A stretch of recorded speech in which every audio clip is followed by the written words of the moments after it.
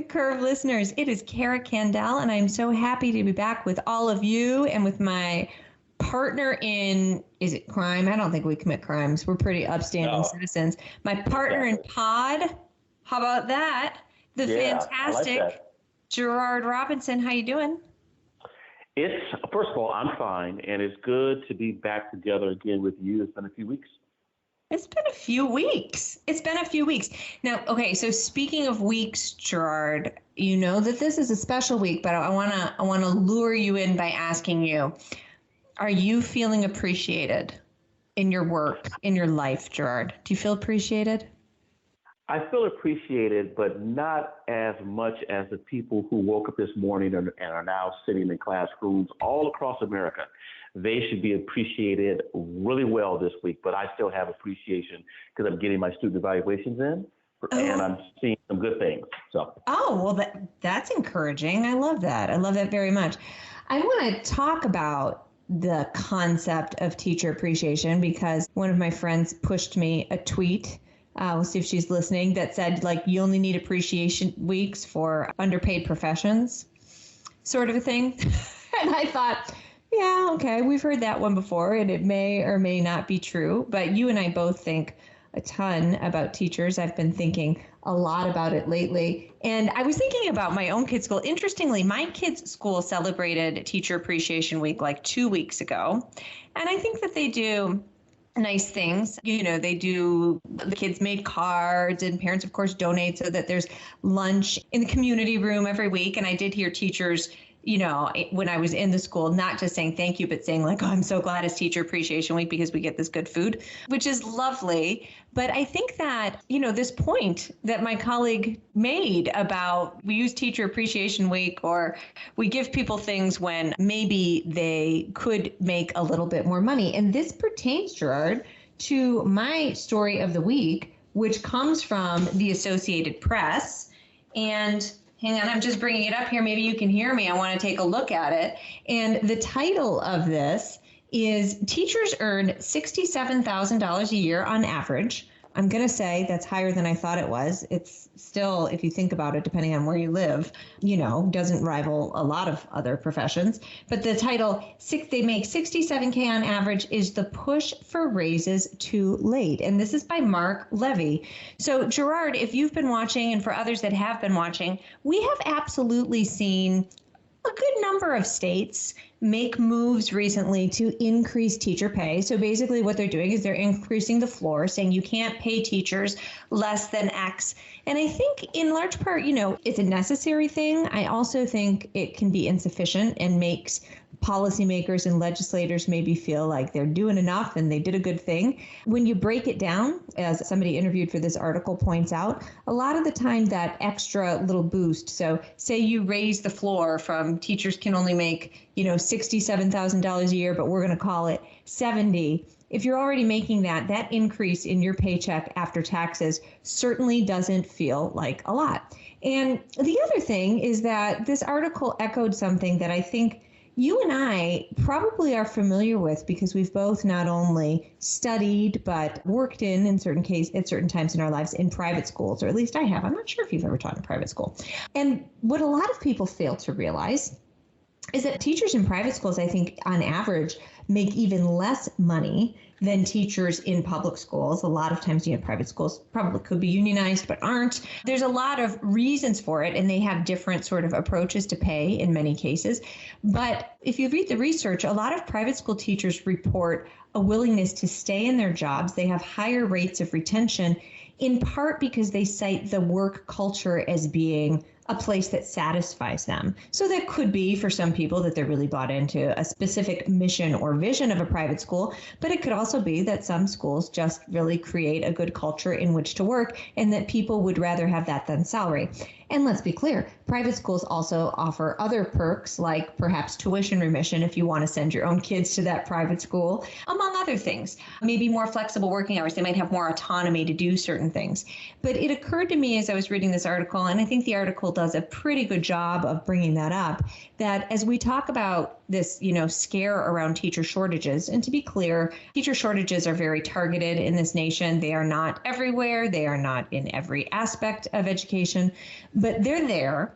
And as we talk about teacher shortages, I think we need to have a broader conversation than just let's up teacher pay. That should certainly be a starting point. That should be part of the conversation. But we also need to talk about work culture and how we support teachers. And there are a couple ways to do that. I'll go back to the finances for a minute, though, too, because if we're going to increase teacher pay, we should probably also talk not just about loan forgiveness, but about actually forgiving loans up front or making teacher training programs free, which is something that I think states need to really put some skin in the game on to be able to do, especially as we talk about growing more robust teacher pipelines. But there are other things that they can do too, and that's things that teachers cite. I think we've discussed this research on this very podcast. More support staff in classrooms so that they feel like they can spend more time individually with kids, etc. And just I think appreciation is part of it, but feeling like you can be effective in your job, and that involves working in a place where you have people surrounding you that help you to be effective in your job. I'm sure those of us who are happy in our jobs, I have to say I'm one of those people, feels that I have people around me who help me to be really effective. So all to say, Gerard, now I'm going to go a little doomsday here. We need to talk about this in the context, of course, as I said ad nauseum on this show in recent weeks, the looming fiscal cliffs for many districts. So as those ESSER funds expire, and most of them are going to be spent down in 2024, a lot of districts are going to have to make hard decisions about what to cut. And even if they're not cutting teachers, they might be cutting those folks, those people, those programs, those things that make teachers' lives and work culture sustainable, or more sustainable in some places, I could say. And a lot of teachers that you talk to, and certainly some teachers quoted in this article, say that those things are more important than the extra $500 they might see in their paychecks after taxes once they get the pay raise from the legislature. So during this Teacher Appreciation Week, Gerard, I hope that we can encourage our listeners to think about not just, showing those teachers in your life a little love, but how we as a society think about supporting the people who are caring for and educating our kids every single day, no matter what school they are in. So as you look at your evaluations roll in, and hopefully are able to give yourself a much deserved pat on the back, Gerard, I wonder what you're thinking about the other teachers in your lives and the policies we create that affect them. Let me say, Sister Therese was my fourth grade school teacher. She's still alive. I had a chance to see her when I went to California. A friend of mine, in fact, had a chance to see her the other day. I want to say I appreciate her. I want to say I appreciate the teachers for all of my daughters who went to a mix of public schools and private schools. And I want to say a thank you to all the teachers in Charlottesville, Virginia, where I live, both private, public, those who are now working in pods and otherwise. So just try to give the home team some love. Everything you said, I'm pretty much in agreement with. You said one thing that I really had not thought about, making teacher preparation free. I actually had never thought about that. That actually may be something that deans of education, state boards of education, the accrediting agencies may have to think about, because between the number of people I know who are leaving the profession within the next 3 years, burnout is one big factor, retirement, and then third is just doesn't feel the same. And coupled with so fewer students majoring in education or going to the profession, we have to find something different. So that's actually something we should noodle over. So that's a really good idea. And in terms of pay, yeah, we've talked about that on the show. Some cities are doing better jobs than others. And often when I would find myself in a position of someone saying, you don't pay me enough, I'd have to remind educators that your local school board and your superintendent, for the most part, set your pay scale. And there's some things that we can do. But we should also say, in terms of Teacher Appreciation Week, Kara and I are working on a policy brief that is a step in the right direction toward putting more finances into the pockets of teachers, but also in building the infrastructure of schools for the long term, so that no matter who's in the classroom or who's in the principal's office, there's a pot of money set aside to invest into teachers, particularly those in the STEM area. Yeah, that'll be coming out soon. We'll let everybody know when it's released, right, Gerard? Yep, sure will. Amazing. All right, my story is a little different, although of course it involves teachers, and this is about NAEP and the scores in civics and history. Now, of course, I'm not going to do a repeat and sing the theme or a saying from the Gomer Pyle show.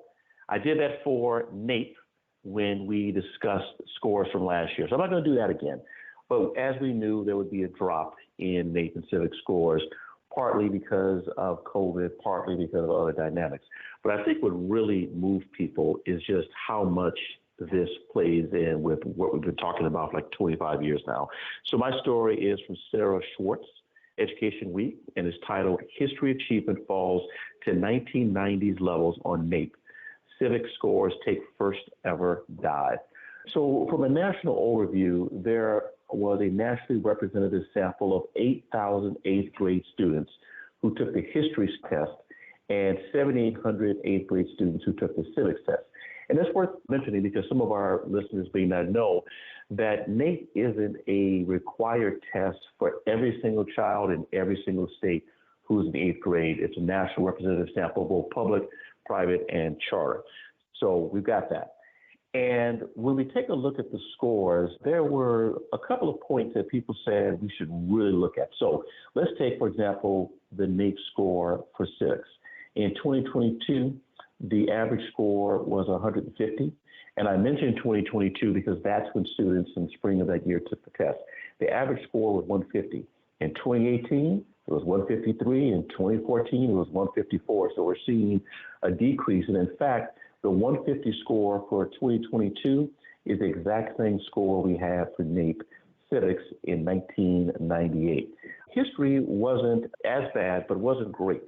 And so if we take a look at the history average score for 2022, it was 258. In 2018, 263, and in 2014, 267. So also on a downward trend, just not as high.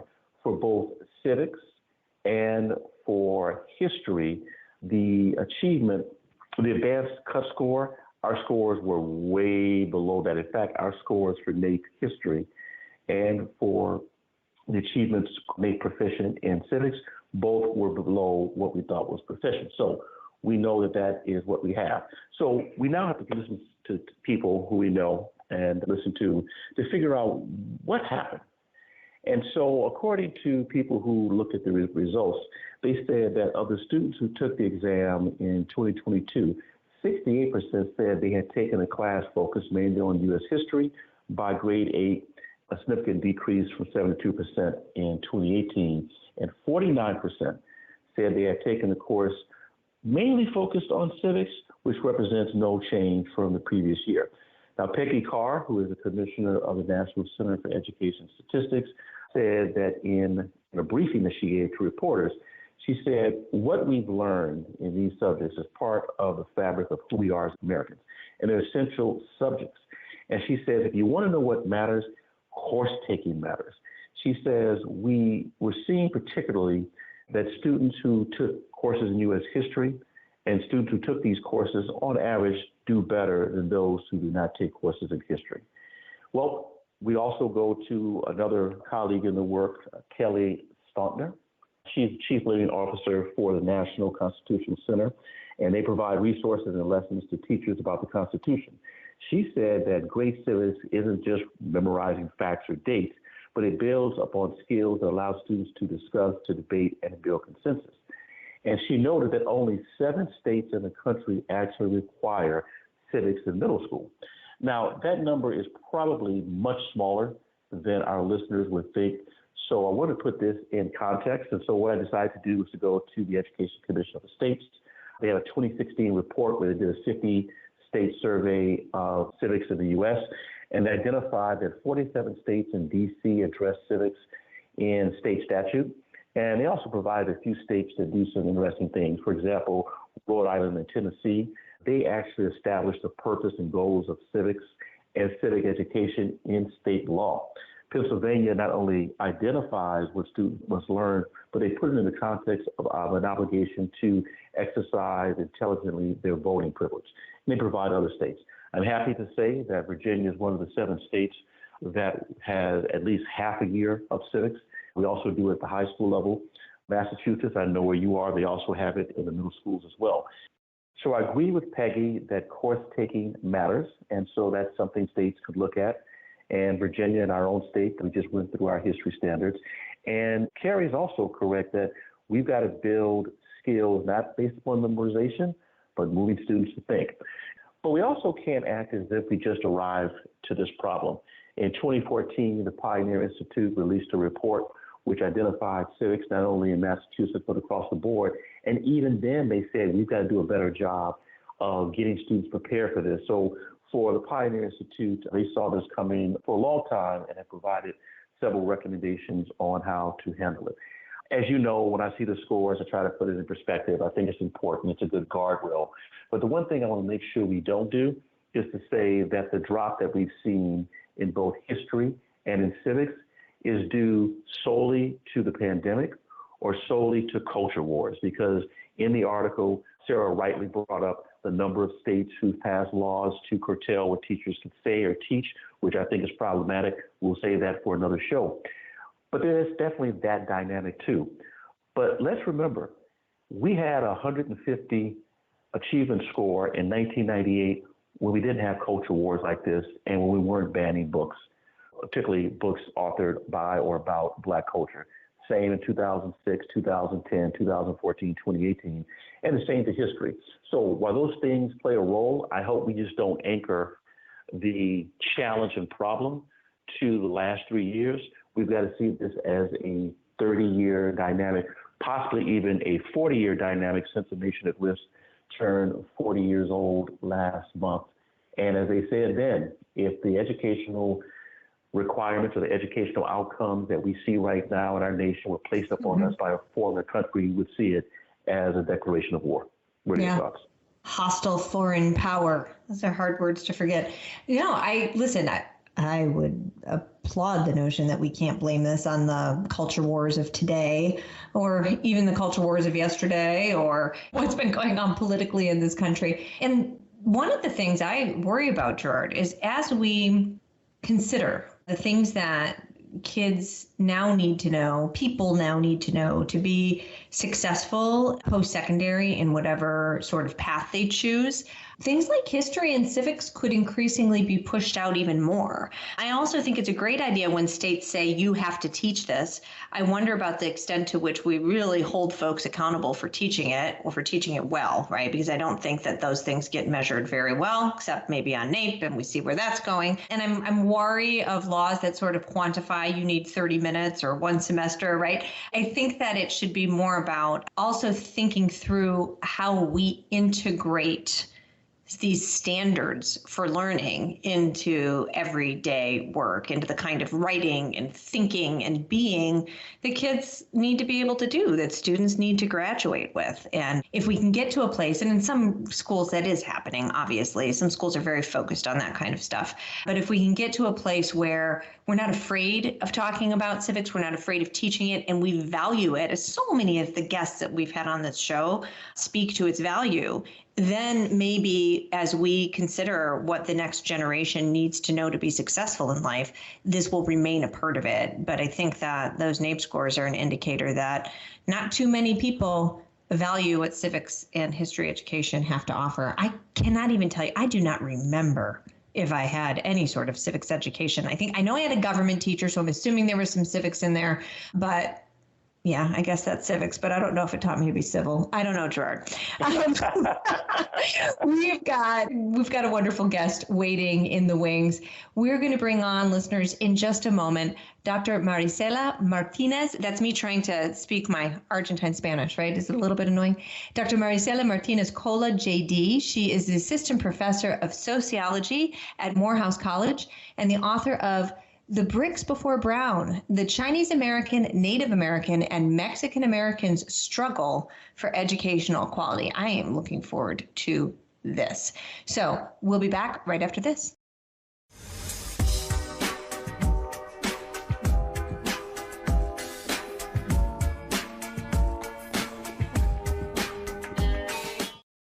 Learning Curve listeners, as promised, we are back with Dr. Marisela Martinez Cola. She is an assistant professor in the sociology department at Morehouse College and is a proud Chicana, daughter of an immigrant, and the first generation scholar. For nearly a decade, she worked in student affairs at Davenport University, George Washington University, and University of Georgia, and then 3 years in an academic position at Utah State University. Dr. Martinez Cola has published the book The Bricks Before Brown, the Chinese American, Native American, and Mexican Americans' Struggle for Educational Equality, where she identifies over 100 cases filed before the famed Brown v. Board of Education. She earned a bachelor's degree in psychology and African American studies at the University of Michigan. Go Blue. I am from the Ann Arbor area. And she has a law degree from Loyola University Chicago School of Law and a PhD in sociology from Emory University. Dr. Martinez Cola, welcome to the Learning Curve. Thank you so much for having me. I truly appreciate the opportunity to be able to talk about something I love so much. Yeah, well, I have to tell you, I'm so excited. In my own dissertation, for education policy studies, boy, oh boy, I talked a lot about Brown v. Board of Education and its impacts, its legacy on what we know is education today. And I don't think I know much at all about the content that you have brought to us in this book. So tell us a bit about The Bricks Before Brown. If you could set the stage and give us sort of the basic facts of the 1896 U.S. Supreme Court Plessy v. Ferguson decision, as well as the legal background, just so our listeners sort of are on equal footing here, and then talk to us about the basic facts that you bring to this book. This book was a labor of love. And so what I thought about, having gone to law school, of course, I was versed in Brown v. Board, and that's in every constitutional law class that, you take. And interestingly enough, even as a professor, my international students even have heard about Brown v. Board, right? And so I kind of considered that the sort of the bookmark, the bookend. And then I called 1896 Plessy versus Ferguson the other bookend, right? And in Plessy versus Ferguson, this was where the doctrine of separate but equal was actually created as a result of a gentleman named Homer Plessy who did not want to give up his seat to a white man and go into the black car of a railroad station.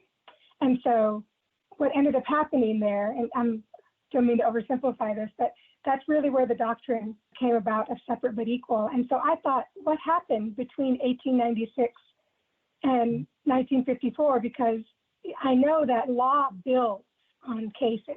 It doesn't just all of a sudden happen. Brown didn't just suddenly happen. There had to have been some wonderful history that came before it.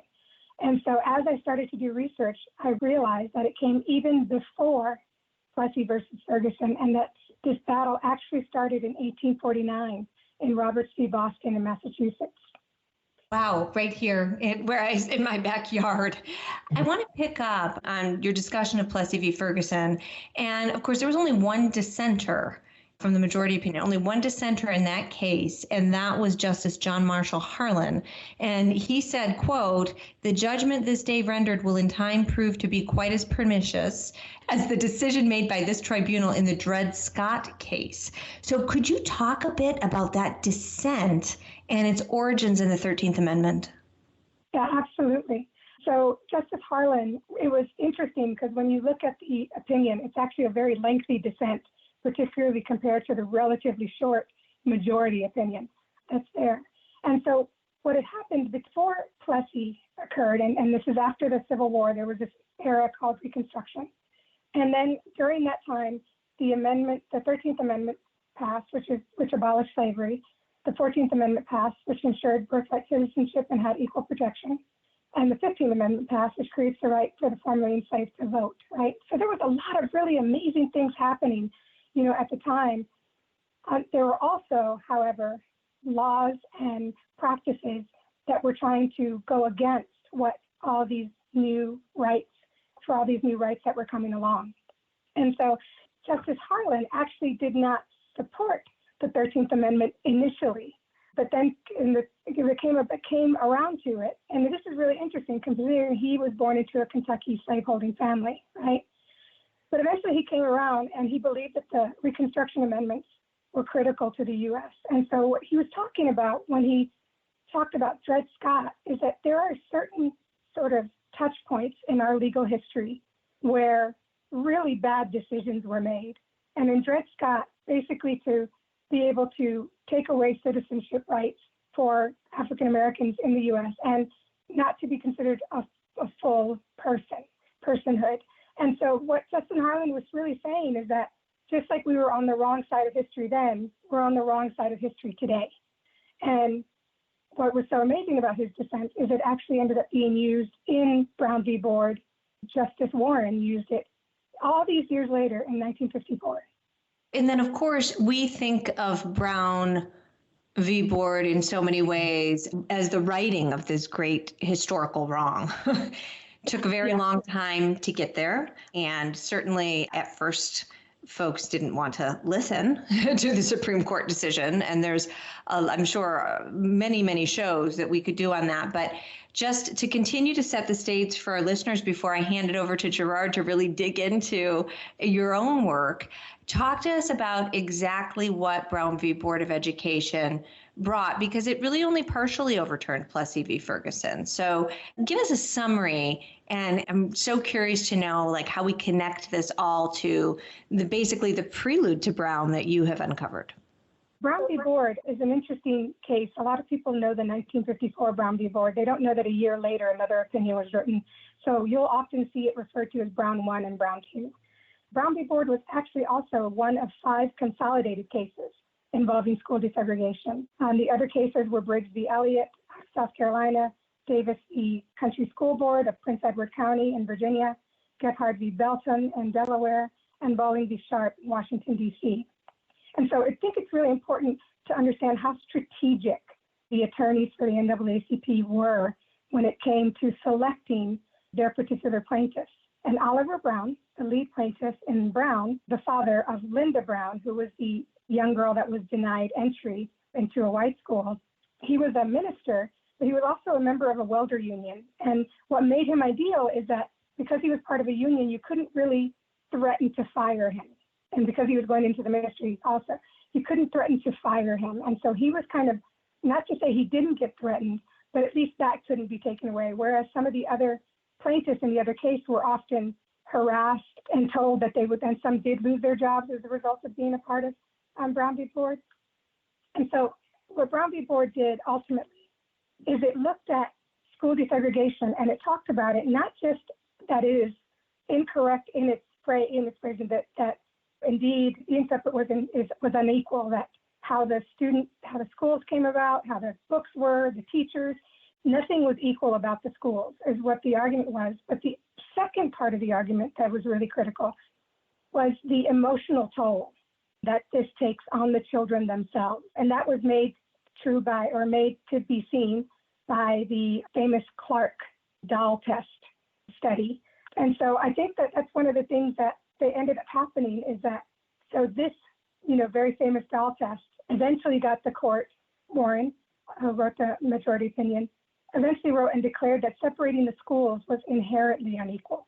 And then the second part of that, Brown 2 a year later, was they didn't really give any guidance about how to integrate schools, how to stop segregation.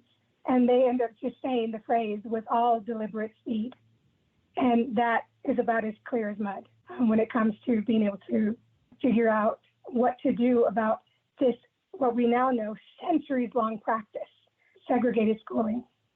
I like that phrase, as clear as mud. I mean, that could be a great title for some great studies on the subject of race and education in the U.S.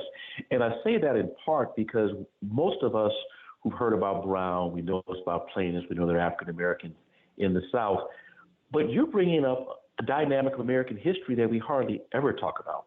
And in your title, Bricks Before Brown, you're talking about at least 100 other families before Brown who legally challenged segregated schooling in state and federal courts. Would you discuss a couple of key early cases profiling Chinese American, Native American, and Mexican American plaintiffs? Yes, absolutely. One of the first kind of interesting cases came in 1885 in the Tate versus Hurley. And this was a case out of San Francisco in California. And of course, before Plessy.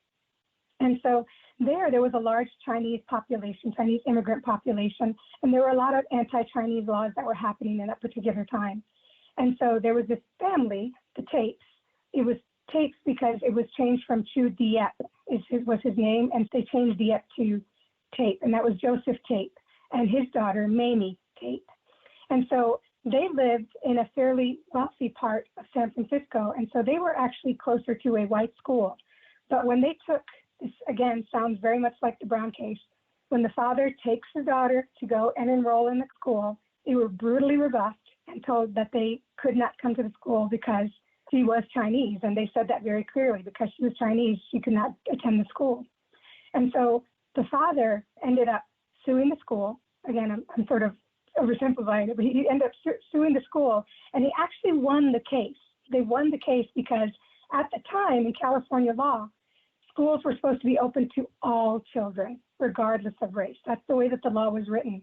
However, the judge, in his opinion, kind of did a wink, wink, but if you can get the legislation changed, the districts can do whatever they want when it comes to schooling, including creating separate schools.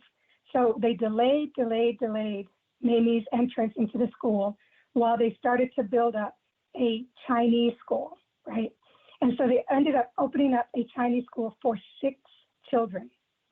6 children, just to keep these children out of white schools. They developed an entire Chinese school to be able to do that. And so this, again, really, I believe, sort of started to kind of lay the foundation and added to the foundation of what eventually became Plessy.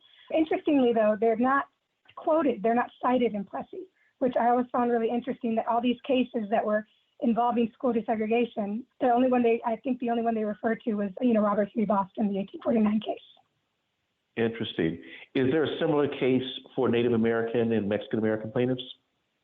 Yes, for Native American plaintiffs, one of the really interesting ones that also laid the groundwork for Plessy was McMillan v. School Committee of District Number 4, and this was out of North Carolina. And so North Carolina at the time was what they called famously triracial.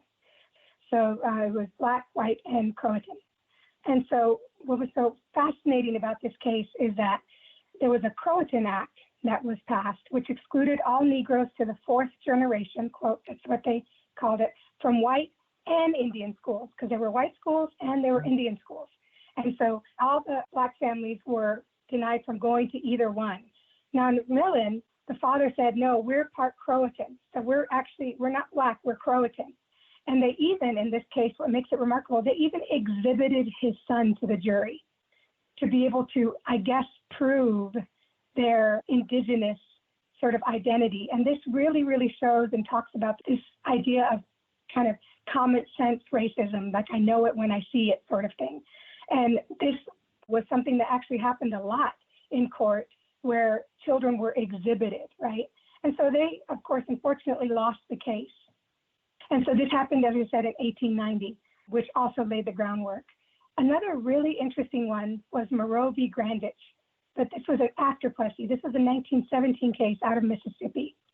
Now, the school had prohibited all children who were, quote unquote, 1/4 Negro. And so the Grandiches, however, under Mississippi law, were recognized as white since it was illegal to marry anyone that was 1/8 or more Negro blood. So their marriage was actually recognized, but their children were not, if that makes any sense. It doesn't make any sense. But because they had what was called a slight strain of red blood, and this gets into kind of the idea of blood politics and race, right? Because they had a slight strain of red blood, they were considered mixed and therefore could not go to the white school. I hope I made that clear. It's got no, you did. We just don't hear enough about the stories of, in this case, Chinese Americans, Native Americans, Mexican Americans, and their long road to trying to obtain quality education in a non-segregated basis. It's fascinating. I grew up in Los Angeles, I'm a California boy, and you've got 3 court cases from that state. And you've already identified some of the racial dynamics and what it meant to be white or non-white, because that definition has evolved in California since its founding. What are some of the, civil rights touchstones in K-12 education from Reconstruction amendments to Brown that maybe California played a role in or that you've seen in your research? California is the one that had the most fascinating sort of history. There were 7 cases total that came out of California. And this is really where a lot of the Chinese and Native American cases came out of as well, out of California, as well as the Mexican American cases. There was kind of this division between California and the South.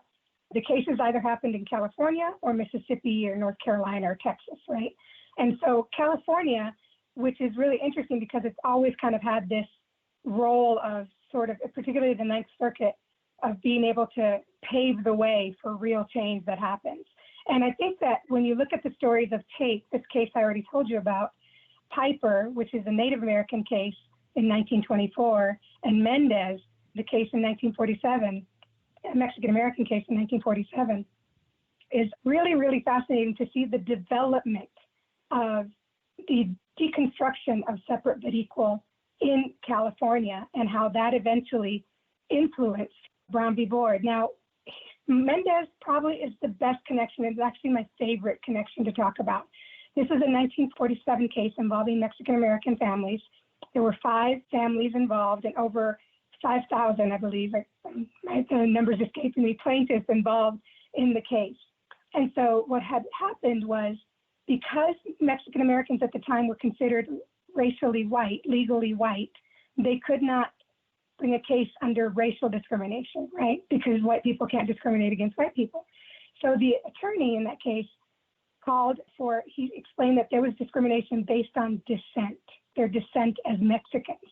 And so that's how he was able to actually get the case seen before the courts, and then eventually as it started becoming appealed, right, up to eventually the Ninth Circuit.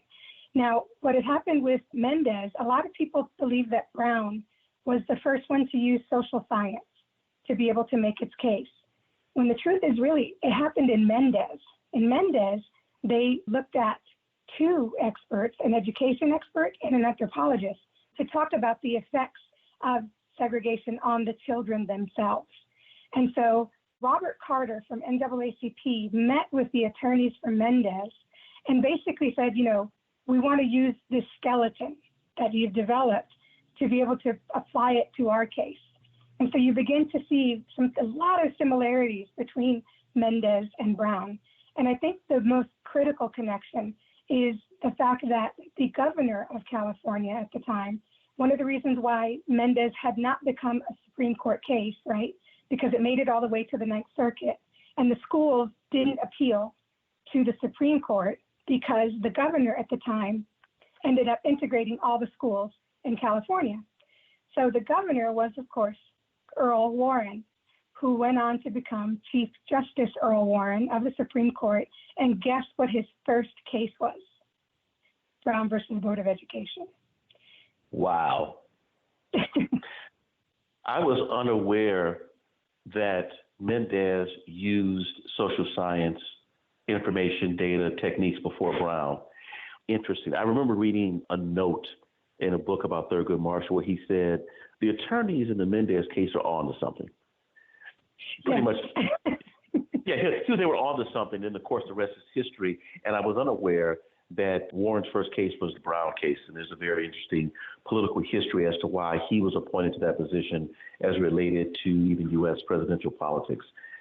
So let's bring this to a contemporary look right now. So many cities and the schools that they house, there's a lot of racial identifiability in terms of race and poverty in certain schools. And you've had a chance to take a long look at this. As you're talking to your students at Morehouse College, as you're talking to lawmakers, scholars, and others who try to think about how to use history and law to make sense of the challenges we have now, what are your thoughts about how this should inform our thinking about equality of opportunity in schooling? First of all, I love teaching about this. I love teaching at Morehouse, and I just have such brilliant students. I'm able to have the most meaty conversations, with them. I always tell people that I feel like I've had filet mignon instead of McDonald's teaching a class sometimes with my students. And so one of the things that I explain to them, that I talk about with my students, is that when you look at, there's this idea called there is nothing new under the sun, right? Anything that you see today, you're going to be able to see happened in the past in some historical way and definitely in a legal way. You're able to see the beginnings of something. And one of the things that I explain to them is that when the foundation of education was already crooked, it was built crooked, starting from 1849 in Roberts v. Boston, when you had Sarah Roberts and her father, who was an abolitionist, sue to go to the white school in Boston, right? All the way to there to, of course, Brown, where you have Linda Brown, another little girl, and her activist father, Oliver Brown, end up sort of bookending again, I hate to use the same word, but this gap that exists there. Now, to be able to use law and history is that you're able to see, and what I show them and what I hope I show in the book, is you're able to see the development of how it happened. It didn't happen overnight. It happened sort of like a death by 1,000 cuts, or in this case, death by 100 cuts, right? There are some cases that won, but most cases lost. And you're able to see, one of the things I wanted my students to be able to notice and to look at is that first, that, when you talk about school segregation, it's not just rooted in the South, right? Everybody considers it's just a Southern thing. The other thing is that it's rooted in the 1950s, that it's limited to the 1950s. And my book and my research shows that that's not the case, right? And the other thing is that it's limited to the Black and white binary, and that all the cases involved Black plaintiffs and white schools. And again, that was not the case at all. There were 14 cases involving Native American, Mexican Americans, or Chinese Americans. And so what I explain to students is to be able to understand, this is a long way of getting to the answer, to be able to really understand what happens today, you need to be able to look at the past. And this school, our education system, was never built on a solid foundation. It was built on sinking sand, so to speak. And because of that, ever since its creation, it has not been correct in the opportunities it gives, particularly to marginalized populations in the U.S. This has just been fascinating for us, and we appreciate your scholarship so much. And I have to say, I always learn a lot from our guests, and boy, have we learned a ton from you today. This is fantastic. Thank you so much for your time today, Dr. Maricela Martinez Cola, and we appreciate you just giving us this wonderful work and putting this lesson out into the world for our listeners. Thank you so much for having me. I'm so glad that I'm able to share their stories. I'm not telling their stories. Their stories have already been told. I'm just happy to be sharing them. And so thank you for allowing me to share them. Absolutely. We hope to have you back. Thanks so much. Take care.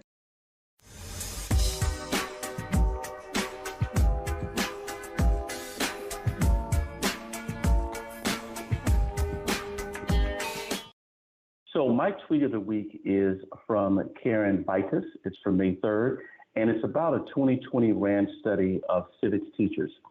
Just 43% thought it was essential for graduates to know about periods such as the Civil War and the Cold War. Less than 2/3 thought it essential for grads to know protection guarantees by the Bill of Rights. I wish the numbers were higher. My tweet of the week. You think? This is a pretty good tweet and relevant to our prior conversation. Okay, Gerard, the band will be together again next week, as far as I know, and we are going to be speaking with Dr. Diana Schaub. She is a professor of political science at Loyola University in Maryland and co-editor with Amy and Leon Cass of the book, What So Proudly We Hail, The American Soul in Story, Speech, and Song. Be looking forward to it. And until then, claps and appreciation for all of those teachers in our lives and even former teachers still out there doing the good work. Thank you so much, Gerard. Great to hear your voice and excited to be back together again next week.